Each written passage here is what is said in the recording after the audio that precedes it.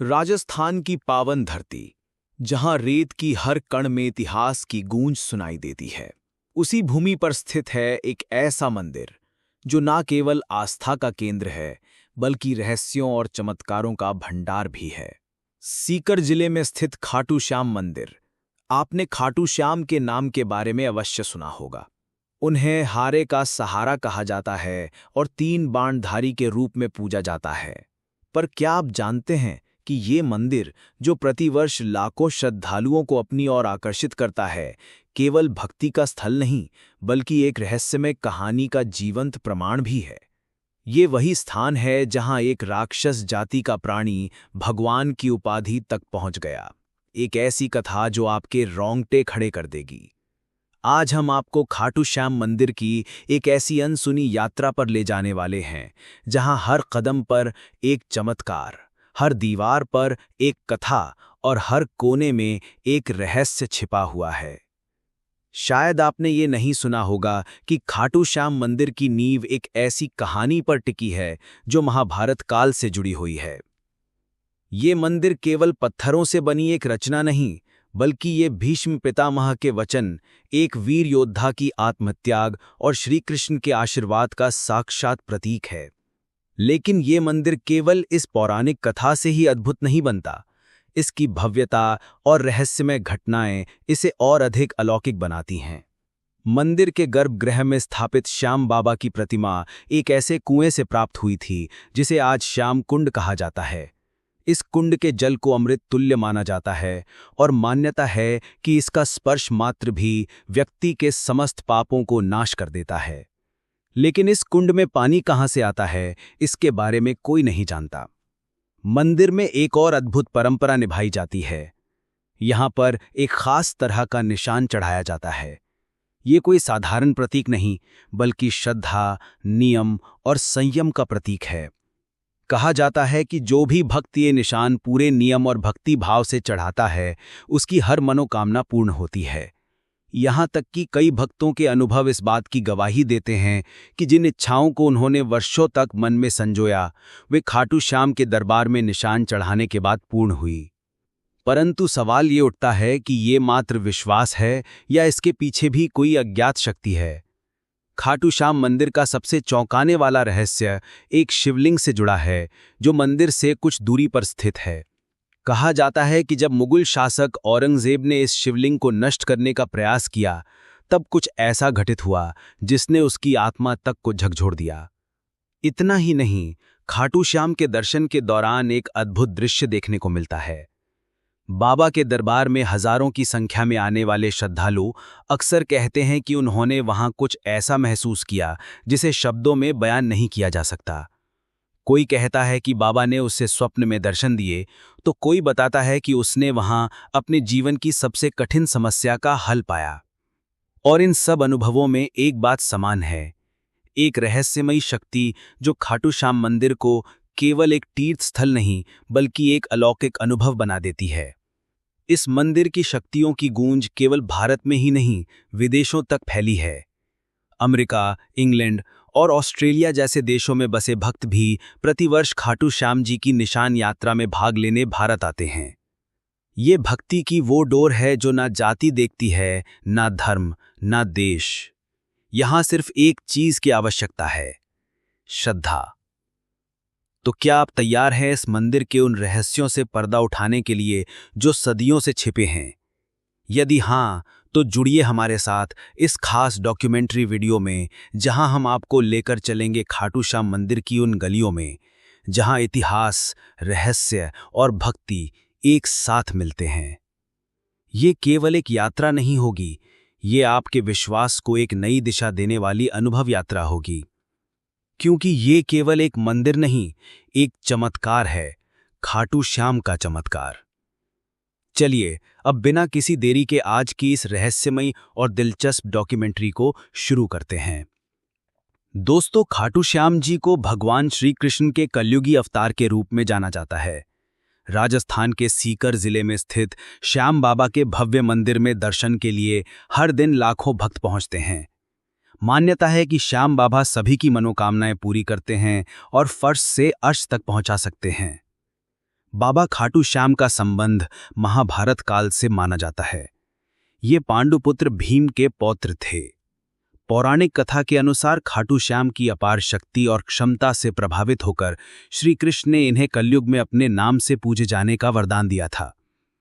लेकिन ये वरदान किस स्थिति में दिया गया है, इसके बारे में शायद ही आप जानते होंगे।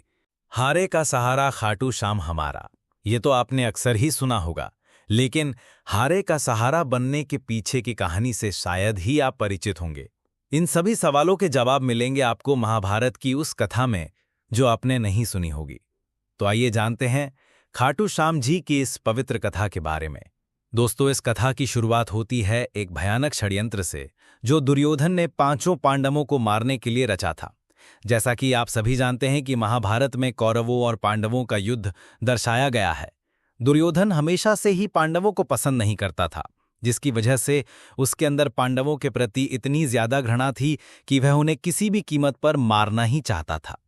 जब भीष्म पितामह ने धृतराष्ट्र से युधिष्ठिर का राज्याभिषेक कर देने के लिए कहा, तब दुर्योधन ने पिता धृतराष्ट्र से कहा, पिताजी, यदि एक बार युधिष्ठिर को राज सिंहासन प्राप्त हो गया तो ये राज्य सदा के लिए पांडवों के वंश का हो जाएगा और हम कौरवों को उनका सेवक बनकर रहना पड़ेगा। इस पर धृतराष्ट्र बोले, वत्स दुर्योधन, युधिष्ठिर हमारे कुल की संतानों में सबसे बड़ा है, इसलिए इस राज्य पर उसी का अधिकार है। फिर भी भीष्म तथा प्रजाजन भी उसी को राजा बनाना चाहते हैं। हम इस विषय में कुछ भी नहीं कर सकते। तुम पांडवों के रुकने का प्रबंध करो। धृतराष्ट्र के वचनों को सुनकर दुर्योधन ने कहा, ठीक है पिताजी, मैंने इसका प्रबंध कर लिया है, बस आप किसी तरह पांडवों को वाराणावत भेज दें। दुर्योधन ने वाराणावत में पांडवों के निवास के लिए पुरोचन नामक शिल्पी से एक भवन का निर्माण करवाया था, जो कि लाख, चर्बी, सूखी घास, मूज जैसे अत्यंत ज्वलनशील पदार्थों से बना था।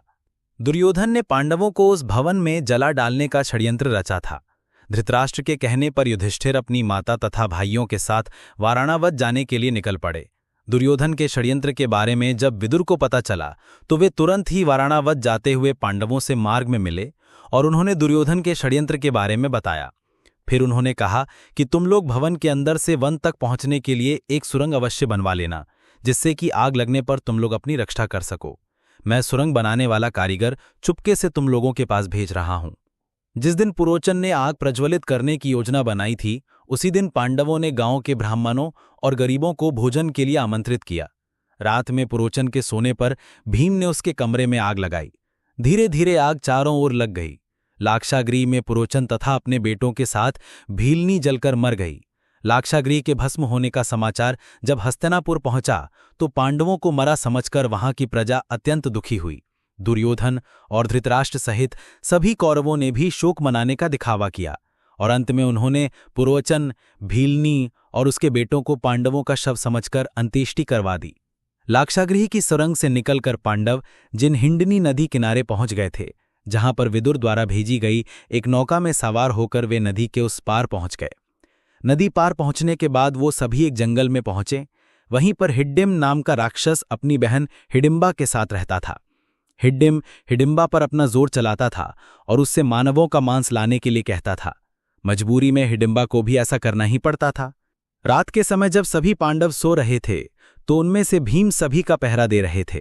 जब हिडिंबा अपने भाई हिड्डिम के आदेश पर पांडवों को मारने के लिए गई, तभी उसकी नजर भीम पर गई और वो भीम को देखकर मोहित हो गई और उनसे प्रेम करने लगी। भीम को मोहित करने के लिए हिडिंबा ने सुंदर अप्सरा का रूप धारण किया और भीम के पास गई। लेकिन इसी बीच हिडिंबा का भाई हिड्डिम वहां आ गया, जो पांडवों को मारकर उनका मांस खाना चाहता था। उसने भीम पर हमला कर दिया, जिससे भीम और हिड्डिम के बीच युद्ध छिड़ गया। इस युद्ध में भीमसेन की विजय हुई और हिड्डिम मारा गया। इसके बाद हिडिंबा अपने असली रूप में आई और उसने भीम के सामने विवाह का प्रस्ताव रखा। लेकिन भीम ने यह कहकर विवाह से इनकार कर दिया कि तुम राक्षस कुल की हो। इसके बाद हिडिंबा माता कुंती के पास गई, उनसे भीम और अपने विवाह की बात कहने लगी। तब कुंती विवाह के लिए तो मान गई, लेकिन उन्होंने हिडिंबा के सामने एक शर्त भी रख दी। शर्त के अनुसार भीम हिडिंबा के साथ केवल तब तक ही रहेगा जब तक कि उन्हें संतान की प्राप्ति नहीं हो जाती। हिडिंबा भीम के साथ विवाह करना चाहती थीं, इसलिए वो इस शर्त को मान गई। इसके बाद दोनों का गंधर्व विवाह हुआ और वो जंगल में साथ रहने लगे। कुछ समय बाद हिडिंबा और भीम का एक पुत्र भी हुआ, जिसका नाम घटोत्कच रखा गया। समय बीता और घटोत्कच का विवाह दैत्य राज मोरा की बेटी अहिलावती के साथ हुआ, जिन्हें मौरवी और कामकांतिका के नाम से भी जाना जाता है। घटोत्कच और अहिलावती के 2 पुत्र हुए। घटोत्कच के एक पुत्र का नाम बर्बरीक और दूसरे का नाम अंजन पर्वा रखा गया। बर्बरीक ने शस्त्र, शास्त्र और अन्य सभी ज्ञान अपनी मां अहिलावती का आशीर्वाद लेकर प्राप्त किए। उन्होंने ही बर्बरीक को भगवान शिव की तपस्या करने के लिए प्रेरित किया, जिसके बाद भगवान शिव ने बर्बरीक से प्रसन्न होकर उन्हें 3 अभेद्य बाण दिए, जो कि पूरी सेना का विनाश कर वापस तरकश में आ सकते हैं। समय बीता और जब कौरव और पांडवों के बीच युद्ध होना था, तब बर्बरीक ने युद्ध में भाग लेने का निर्णय लिया। अब वैसे तो देखा जाए बर्बरीक को पांडवों की तरफ से ही लड़ना था, लेकिन इसी बीच उनका एक वचन था जो उन्होंने अपनी मां से लिया था कि वे हमेशा हारे की तरफ से ही लड़ेंगे। उनका ये वचन ही आगे चलकर हारे का सहारा नाम की नींव बना। भगवान श्री कृष्ण युद्ध का परिणाम जानते थे और उन्हें डर था कि कहीं पांडवों के लिए उल्टा ना पड़ जाए, अतः उन्होंने ब्राह्मण का वेश धारण कर बर्बरीक का मार्ग रोककर उनसे पूछा कि आप कहाँ प्रस्थान कर रहे हैं। बर्बरीक ने अपना ध्येय बताया कि वे कुरुक्षेत्र जाकर अपना कर्तव्य निर्वाह करेंगे, और इस पर ब्राह्मण रूप में श्री कृष्ण ने उन्हें अपना कौशल दिखाने को कहा। बर्बरीक ने एक ही तीर से पेड़ के सभी पत्तों को भेद दिया, सिवाय एक पत्ते के जो श्री कृष्ण ने अपने पैरों के नीचे दबा दिया था। बर्बरीक ने ब्राह्मण रूपी श्री कृष्ण से प्रार्थना की कि वो अपना पैर पत्ते के ऊपर से हटाए, वरना आपका पैर घायल हो सकता है। श्री कृष्ण ने अपना पैर हटा लिया। वह बर्बरीक से एक वरदान मांगा। बर्बरीक ने कहा, हे यजमान, आप जो चाहे मांग सकते हैं, मैं वचन का पूर्ण पालन करूंगा। ब्राह्मण रूपी श्री कृष्ण ने शीश दान मांगा। ये सुनकर बर्बरीक तनिक भी विचलित नहीं हुए, परंतु उन्होंने श्री कृष्ण को अपने वास्तविक रूप में दर्शन देने की बात की, क्योंकि कोई भी साधारण व्यक्ति ये दान नहीं मांग सकता। तब श्री कृष्ण अपने वास्तविक रूप में प्रकट हुए। उन्होंने महाबली त्यागी तपस्वी वीर बर्बरीक का मस्तक रणचंडिका को भेंट करने के लिए मांगा, और साथ ही वरदान दिया कि कलयुग में तुम मेरे नाम से जाने जाओगे, मेरी ही शक्ति तुम में निहित होगी, देव तुम्हारे मस्तक की पूजा करेंगे। जब तक ये पृथ्वी, नक्षत्र, चंद्रमा तथा सूर्य रहेंगे, तब तक तुम लोगों के द्वारा मेरे शिष्याम रूप में पूजनीय रहोगे। मस्तक को अमृत से सींचा और अजर मर कर दिया।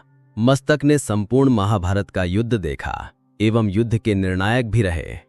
युद्ध के बाद महाबली बर्बरीक कृष्ण से आशीर्वाद लेकर अंतर्धान हो गए।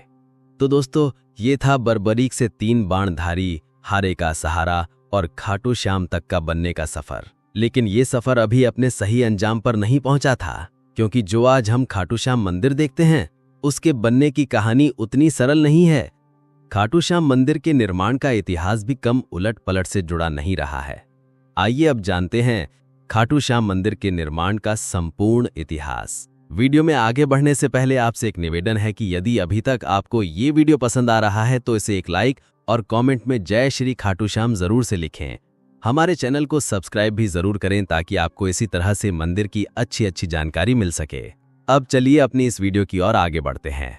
कहते हैं कि जब समय चुप होता है तब इतिहास बोलता है, और ऐसा ही एक इतिहास आज भी राजस्थान की धरती पर गहराई से दफन है, खाटू श्याम का इतिहास। ये कहानी है उस चमत्कारी स्थान की जहां कलयुग के वर्षों बीत जाने के बाद भी भगवान की उपस्थिति ने खुद को उजागर किया, न केवल एक घटना के रूप में बल्कि एक संकेत के तौर पर। राजस्थान के सीकर जिले में स्थित खाटू नामक गांव, जो कभी साधारण सा प्रतीत होता था, अचानक आस्था और रहस्य का केंद्र बन गया।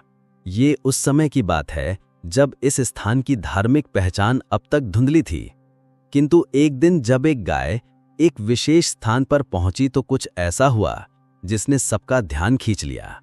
गाय जैसे ही उस जगह पहुंची जहां बाद में रहस्य उजागर हुआ, उसके थनों से अपने आप दूध बहने लगा। ये दृश्य किसी चमत्कार से कम नहीं था। ग्रामीण स्तब्ध रह गए, और जैसे जैसे इस बात की चर्चा फैली, लोगों ने उस जगह को खोदने का निर्णय लिया। जब जमीन की परतें हटाई गईं, तो वहां से जो निकला वो एक साधारण वस्तु नहीं थी। वहां दबा हुआ था एक सिर, एक दिव्य मुखाकृति जिसने युगों से खुद को इस धरती के भीतर छुपा रखा था। इस रहस्यमय सिर को ग्रामीणों ने श्रद्धा से उठाया और एक ब्राह्मण को सौंप दिया। ब्राह्मण ने कई दिनों तक उसकी विधिवत पूजा की, ये जानने की प्रतीक्षा करते हुए कि अब आगे क्या करना है। लेकिन जिस उत्तर की उसे प्रतीक्षा थी वो एक दिव्य स्वप्न के रूप में खाटू के तत्कालीन राजा रूप सिंह चौहान को प्राप्त हुआ। स्वप्न में उन्हें आदेश मिला कि इस सिर के लिए एक मंदिर का निर्माण किया जाए जहां इसे विधिपूर्वक स्थापित किया जाए। राजा ने इस दिव्य आज्ञा का पालन किया और सन 1027 ईस्वी में फाल्गुन शुक्ल एकादशी के दिन उस पवित्र मूर्ति को स्थापित कर एक भव्य मंदिर का निर्माण करवाया गया। समय बीतता गया और वर्षों बाद 1720 ईस्वी में मारवाड़ के तत्कालीन शासक के निर्देश पर दीवान अभय सिंह नामक एक प्रतिष्ठित रईस ने इस प्राचीन मंदिर का जीर्णोद्धार करवाया। यहीं से खाटू श्याम मंदिर ने अपनी वर्तमान भव्यता प्राप्त की। जो मूर्ति गर्भगृह में विराजमान है वह अत्यंत दुर्लभ पत्थर से निर्मित है और आज भी उसी अलौकिकता के साथ पूजनीय है। खाटू श्याम आज न केवल राजस्थान बल्कि पूरे भारत में लाखों परिवारों के कुल देवता है। गुजरात के अहमदाबाद के पास लांभा गांव में स्थित खाटू श्याम का एक और मंदिर इस बात का प्रमाण है कि बाबा का आशीर्वाद हर दिशा में फैला है। यहाँ श्रद्धालु अपने नवजात शिशुओं को बाबा का आशीर्वाद दिलाने लाते हैं, क्योंकि यहाँ बाबा को बलियादेव के रूप में भी पूजा जाता है। मंदिर की वास्तुकला, उसकी हर ईंट, हर पत्थर में भक्ति की भाषा बोलती है। चूने के मुर्तार, सफेद संगमरमर और पारंपरिक टाइलों का सुंदर संगम इस संरचना को कलात्मक बनाता है। गर्भगृह के शटर चांदी की परतों से सजे हैं और मुख्य प्रार्थना कक्ष, जिसे जगमोहन कहा जाता है, वहां की दीवारें पौराणिक चित्रों से भरपूर है। हर चित्र एक कथा, हर रंग एक आस्था। मंदिर के मुख्य द्वार से प्रवेश करते ही सामने एक विशाल खुला प्रांगण दिखाई देता है, जहां श्रद्धालु बाबा के दर्शन के लिए पंक्तिबद्ध होते हैं। प्रांगण से कुछ दूरी पर स्थित है श्याम बगीची, एक सुंदर पुष्प वाटिका, जहां से केवल चुने हुए पुष्प ही देवता को अर्पित किए जाते हैं। इसी बगीचे में बाबा के एक महान भक्त आलू सिंह की समाधि भी स्थित है, जो आज भी श्रद्धालुओं के लिए प्रेरणा का स्रोत है। परंतु इस पवित्र स्थान का सबसे रहस्यमय स्थल है श्याम कुंड, एक पवित्र जलाशय जहां से कभी बाबा श्याम का शीश प्राप्त हुआ था। श्रद्धालुओं की मान्यता है कि इस कुंड में स्नान करने से सारे पाप धुल जाते हैं और व्यक्ति को जीवन में परम शांति प्राप्त होती है। लोग सच्चे मन से डुबकी लगाते हैं और बाबा से अपने जीवन के कष्टों से मुक्ति की प्रार्थना करते हैं। कहा जाता है कि इस कुंड में पानी सीधा पाताल लोक से आता है, और यह सच भी लगता है, क्योंकि देखने पर आपको इसके आसपास कोई ऐसा सोर्स नजर भी नहीं आता है। इस कुंड की यह बात इसे और भी ज्यादा शक्तिशाली और रहस्यमयी बना देती है। मुख्य मंदिर से दक्षिण पूर्व दिशा में स्थित है गोपीनाथ मंदिर और इसके समीप ही स्थित है गौरी शंकर मंदिर, एक और दिव्य स्थल जिसकी कहानी दिल दहला देने वाली है। कहा जाता है कि जब औरंगजेब की सेना इस मंदिर को नष्ट करने पहुंची तो उन्होंने शिवलिंग पर भालों से प्रहार किया, पर जैसे ही उनके भाले शिवलिंग से टकराए वहां से रक्त के फवारे फूट पड़े। ये दृश्य इतना भयावह और चमत्कारिक था कि सैनिक तुरंत डरकर वहां से भाग निकले, और आज भी उस शिवलिंग पर वो घाव, भाले का निशान स्पष्ट रूप से देखा जा सकता है, जैसे भगवान ने स्वयं अपनी रक्षा की हो। खाटू श्याम जी का ये पावन मंदिर राजस्थान की राजधानी जयपुर से लगभग 80 किलोमीटर दूर स्थित है, और यहाँ पहुँचने के लिए श्रद्धालुओं को रिंग्स के मार्ग से होकर जाने की सलाह दी जाती है। ये यात्रा केवल एक धार्मिक यात्रा नहीं, बल्कि एक आत्मिक अनुभव होती है, जहाँ आस्था, इतिहास और चमत्कार एक साथ चलते हैं। हर साल लाखों भक्त यहाँ पहुँचते हैं, कोई आशीर्वाद पाने के लिए, कोई चमत्कार देखने के लिए और कोई अपनी श्रद्धा की अग्नि परीक्षा देने के लिए। और जब आप इस पवित्र धाम की भूमि पर कदम रखते हैं तो ऐसा लगता है मानो समय ठहर गया हो और भगवान स्वयं इस धरती पर विराजमान हैं। तो दोस्तों, ये था खाटू श्याम जी मंदिर के निर्माण का संपूर्ण इतिहास। आइए अब आपको बताते हैं उस खास निशान के बारे में जो बड़े ही भक्तिभाव से श्री खाटू श्याम मंदिर में चढ़ाया जाता है। यदि अभी तक आपको ये वीडियो पसंद आ रही है तो कमेंट में जय श्री खाटू श्याम जी जरूर लिखें। खाटू नगरी की रज में कुछ ऐसा सम्मोहन है कि एक बार जो यहाँ आ जाता है उसका हृदय यहीं अटक जाता है। और इस अद्भुत नगरी की सबसे पावन परंपराओं में से एक है बाबा श्याम के दरबार में निशान चढ़ाने की परंपरा। ये कोई साधारण रस्म नहीं, बल्कि श्रद्धा, समर्पण और विश्वास का प्रतीक है। जब भक्त बाबा श्याम के चरणों में अपनी मन्नत लेकर आते हैं तो सिर झुकाकर केवल प्रार्थना ही नहीं करते, बल्कि एक वादा भी करते हैं, हे लगदातार, हारे का सहारा, जब मेरी मुराद पूरी होगी तब मैं आपके दरबार में निशान लेकर पुनः लौटूंगा। लेकिन कई ऐसे श्रद्धालु भी होते हैं जिनका विश्वास इतना अडिग होता है कि वे अपनी मन्नत पूरी होने से पहले ही बाबा को निशान समर्पित कर देते हैं। उनके लिए ये यात्रा भरोसे की यात्रा होती है, जहां वे पहले बाबा पर विश्वास करते हैं और फिर फल की प्रतीक्षा करते हैं। ये परंपरा केवल आज की नहीं, सदियों पुरानी है। खाटू श्याम जी को चढ़ाया जाने वाला ये निशान, जिसे ध्वज भी कहा जाता है, एक अत्यंत पवित्र और भावनात्मक प्रतीक है, जो बाबा के बलिदान और विजय का प्रतिनिधित्व करता है। सनातन धर्म में ध्वज को सदैव विजय का प्रतीक माना गया है, और खाटू श्याम का ये ध्वज केवल कपड़े का एक टुकड़ा नहीं, बल्कि उनकी अमरता, उनके त्याग और उनके अपार प्रेम का प्रतीक है। ये हमें उस दिव्य क्षण की याद दिलाता है जब भगवान श्री कृष्ण के आदेश पर युद्ध की विजय के लिए श्याम बाबा ने, पूर्व जिन्हें बर्बरी कहा जाता था, ने अपना शीश दान कर दिया था। उन्होंने अपना बलिदान धर्म की रक्षा और अधर्म के विनाश के लिए दिया, और युद्ध का श्रेय भी स्वयं नहीं लिया, बल्कि श्री कृष्ण को समर्पित कर दिया। इसलिए जब भक्त खाटू श्याम को ध्वज अर्पित करते हैं, तो यह केवल मन्नत की पूर्ति का आभार नहीं होता, बल्कि उस दिव्य बलिदान की स्मृति भी होती है। निशान के रंग केसरिया, नारंगी और लाल त्याग, शक्ति और भक्ति का प्रतिनिधित्व करते हैं। इन निशानों पर अक्सर श्री कृष्ण और श्याम बाबा की छवियां अंकित होती हैं, साथ ही पवित्र मंत्र भी, जो भक्तों को आंतरिक शांति का अनुभव कराते हैं। कई निशानों पर मोर पंख और नारियल भी सजाए जाते हैं, जो पवित्रता और सौभाग्य का प्रतीक माने जाते हैं। ऐसा माना जाता है कि सच्चे मन से चढ़ाया गया निशान बाबा को अर्पित की गई एक आत्मा की पुकार होती है, जिसे वे कभी अनसुना नहीं करते। कहते हैं कि इस निशान के साथ जब भक्त खाटू श्याम की नगरी में प्रवेश करते हैं, तो हर कष्ट दूर हो जाता है, हर दुआ स्वीकार हो जाती है, और जीवन में सब ओर मंगल ही मंगल छा जाता है। इस ध्वज को चढ़ाने से पहले विशेष पूजा अर्चना की जाती है। भक्त कई दिनों तक उपवास रखते हैं, नियमों का पालन करते हैं, और फिर उस निशान को अपने हाथों में लेकर पद यात्रा प्रारंभ करते हैं। इस यात्रा को निशान यात्रा कहा जाता है, और ये एक भक्ति की पराकाष्ठा होती है। जब भक्त नंगे पांव हाथों में ध्वज लिए रिंग से खाटू धाम तक की 18 किलोमीटर लंबी यात्रा करते हैं, तो हर कदम उनके श्रद्धा के ताप से तपता है। रास्ते में भजन, कीर्तन और श्याम नाम की जय के जयकारे गूंजते हैं, जो वातावरण को अलौकिक बना देते हैं। वर्तमान समय में भक्त न केवल कपड़े के, बल्कि सोने और चांदी से बने निशान भी बाबा को अर्पित करते हैं। लेकिन सच्ची भक्ति का मूल्य धातु में नहीं, भाव में होता है। चाहे वह ध्वज साधारण हो या बहुमूल्य, अगर उसमें श्रद्धा है तो बाबा उसे सहज ही स्वीकार करते हैं। निशान यात्रा विशेष रूप से फाल्गुन मास में आयोजित होने वाले लाखों भक्तों के भीड़ वाले लक्की मेले में चरम पर होती है। इस समय खाटू नगरी भक्तों से खचाखच भरी होती है। हर दिशा से आते हुए निशान, हर स्वर में गूंजता हुआ श्याम नाम, और हर हृदय में एक ही विश्वास, बाबा सबकी सुनते हैं, बाबा सबका सहारा है। ये परंपरा केवल एक धार्मिक रस्म नहीं, बल्कि श्रद्धा की जीवित परिभाषा है। निशान चढ़ाने वाले हर भक्त की आंखों में आभार होता है, और उनके कदमों में समर्पण। जब वे बाबा की मूर्ति के सामने खड़े होकर वो ध्वज अर्पित करते हैं, तो वो क्षण ऐसा होता है मानो आत्मा ने ईश्वर से साक्षात्कार कर लिया हो। वहां ना कोई भाषा बोलती है, ना कोई शब्द चाहिए होते हैं, बस एक मौन होता है, जिसमें केवल भक्ति की ध्वनि होती है। इसलिए जब अगली बार आप खाटू श्याम जी के दर्शन के लिए जाएं, और मन में कोई मन्नत हो या केवल आभार प्रकट करना हो, तो एक निशान लेकर जाएं। वो ध्वज आपके विश्वास का संदेश बनकर बाबा के चरणों तक पहुंचेगा, और जैसे हजारों वर्षों से होता आया है, वैसे ही वह आज भी आपकी पुकार को सुने बिना नहीं रहेंगे। तो दोस्तों, ये था खाटू श्याम मंदिर का संपूर्ण इतिहास और रहस्य। क्या आप कभी खाटू श्याम मंदिर गए हैं? यदि हाँ, तो कितनी बार? और यदि नहीं गए हैं, तो क्या आप जाना चाहेंगे? हमें कमेंट करके जरूर से बताएं। यदि आपको आज की ये डॉक्यूमेंट्री पसंद आई हो, तो कमेंट में जय श्री खाटू श्याम जी की गूंज होनी चाहिए। हम मिलेंगे जल्द ही एक और नई रहस्यमयी और दिलचस्प डॉक्यूमेंट्री के साथ। धन्यवाद।